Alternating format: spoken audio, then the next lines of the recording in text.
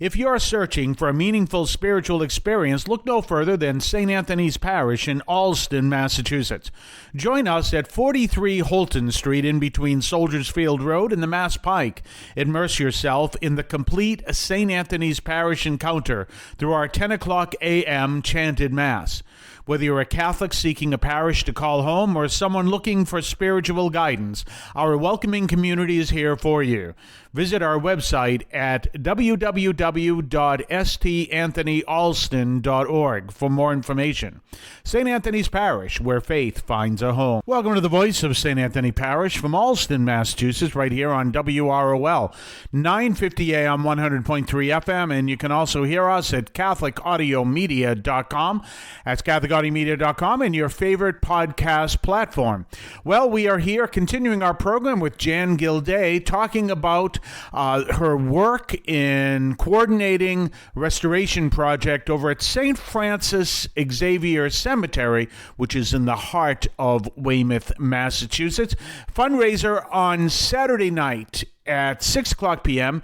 at the Rockland Doubletree Hotel. And if you want tickets or you want to talk to about it, contact Jan at justxright at AOL.com or 781-929-8106. That's 781-929-8106. Let's turn over to the next part of our program with Jan Gildea and her discussion about the project over at St. Francis Cemetery, Xavier Cemetery. Let me do that again. St. Francis Xavier Cemetery in Weymouth, Massachusetts. Cemeteries are interesting places because, you know, there's the mystery of, do we want to walk into a cemetery? For some people, especially in New England. But they're also great places, as you say, to sit, to meditate, to relax, to be there in the vicinity of your loved ones. Right. I know other cemeteries do have seats usually dedicated to someone where someone can sit down. And I have a cousin who I think we have a seat dedicated to him at Cedar Grove Cemetery. And yeah, all of that is fascinating because they are more than just a place where someone is laid to rest. There's more to a cemetery than that. Right, absolutely. And I think that a lot of times, I know when my father passed at a very young age and when I was a teenager, and I remember I almost, I took comfort in visiting the cemetery. I know that's not for everybody, but for myself, it's very comforting. Sure. And I would enjoy going to sit there and fix the flowers and, even walk around to other people's stones and, fix things that were knocked over or, replace the old flowers or baskets that were past season, things like that. So I think it can be, it can be very comforting to people. So we want to make it a place that feels good to come to, it doesn't feel good if there's, potholes and you can't get up the stairs and, so we want to make it pretty and calming and, a place again for like reflection. And so I think we're headed in the right direction. Yeah, absolutely. And it sounds like you're putting in a lot of effort there to, as you say, to really build up the cemetery, and it is in a nice place, and it is a nice cemetery. But as you say, there have been. I know one of the issues has always been huge puddles. Right, that's a big deal. So we have, especially in the newer section, there is a massive drainage problem that has increased since they've been doing a lot of work on that route, which is Route 53 there. So it was all dug up in the street and the sidewalks, and it kind of made a even more difficult drainage problem. So if there's a heavy rain, it takes a long time in one of the areas. There's kind of like a horseshoe drive, and that area sometimes builds up. It could be as high as your knees, and it takes time, like extra time, to like more than a traditional puddle to evaporate. And so last year, the pastor had some work done there. We thought that was going to take care of it, but now with more work being done on the road, that's on our next list. One of our items to address, because it's, it's difficult if people are going there, not only just to visit, but if there's funerals there and the cars are trying to park. And so that's definitely on our list to take care of. It's fascinating you bring that up, because obviously we have listeners from all kinds of backgrounds, and you run a business yourself, so you may know a lot of this as well. But when it comes to things like drainage, there's always a big question where the problem is and where's the property line and who's responsible. There's so many questions that come in. It's so true. It's so true. And what's interesting is, since I started trying to be more involved with this project, I reached out to different town organizations and different resources like community preservation and different things like that. But how the cemetery is, although it's open to everyone everywhere, and it's not really anymore because the cemetery is virtually, 99.9% full. So there's no income being generated. So even with that, how it's established is like it's as if it's a private entity. So it's not necessarily something that, like the town could come in and generate funds or fix the drainage for us, that kind of thing. So it's a fine line. Like Route 53 is a state roadway, so is it a state issue? Is it our issue? But nonetheless, we're taking on that project because we need it to be, appropriate space and accessible to all. So we're working on that. Oh, I have been down that path several times. We had a problem at the Cathedral of the Holy Cross. This is before they've done the recent renovations, where there was a real problem with the toilets. They kept backing up, and there was a real issue there.